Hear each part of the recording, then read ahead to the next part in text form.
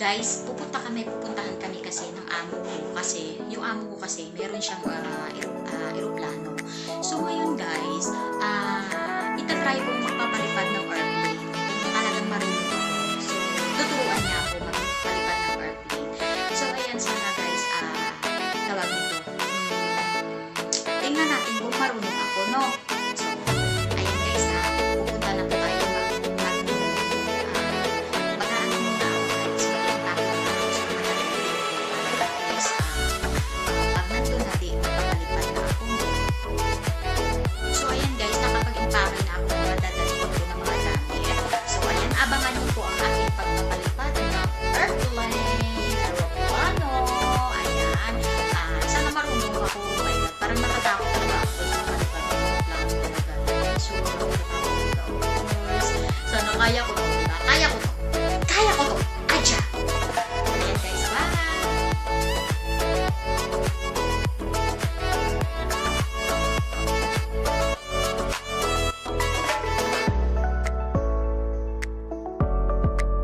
So, ayan guys. So, magpapalipad na po ako ng aeroplano. Naku, kinakabahan talaga ako guys. Talagang kaya ko ba ito magpapalipad ng aeroplano. So, halika. Punta tayo guys. Magpapalipad ako ng aeroplano. So, ayan guys. Ready na ba kayo? Ready na ba kayo? Na magpalipad ako? So, ito guys. Ganito lang po magpalipad ha. Alam mo, napaka-easy na tutorial talaga ito. Katutunan nyo ito agad. Ito, ganito lang.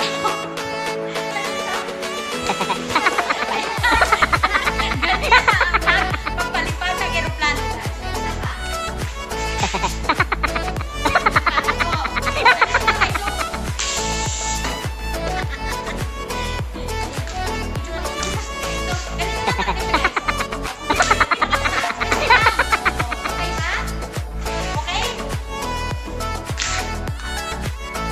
So, ayun guys, diba? Nagustuhan nyo bang palipad ko? Ganun lang talaga magpalipad, guys. Kasi talagang, kinakabahan talaga. Alam mo ba, tagakuha ko ng video, talagang tatawa na siya sana eh. Pinipigilan niya talaga tumawa. Ayan, it's a prank! A few moments later. So, ayan guys. Welcome back to my channel again.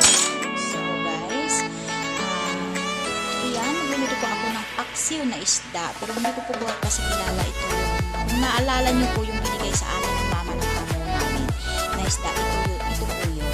So, nilulutuin ko na po siya ngayon, paksiw. So, excited na talaga ako makakain ng isda. Diyos mo yung marimar. Ayan po ang aking garlic, onion, tsaka yung yung sili. Ilalagay na po natin yan. Okay. Ayan. So, kakamayin ko na guys kasi ako na nakakain. Ako lang kakain ito. Siguro si kumpare ko niluto na rin yung sa kanya. So, lagyan natin yung sibuyas. Diba? Ang lalaki ng sibuyas ko dito guys. Diba? Alam mo, nahahawa na din ako dito sa kasi sibuyas nila guys. So, gusto ko rin yung onions na white. Tapos, lalagyan natin siya ng vinegar. Yung nilagay kong vinegar guys is cider vinegar. Kasi masarap siya. Ngayon, lalagyan ko na lang siya ng tawag dito, salt. Saglit lang. Pagod na tayo.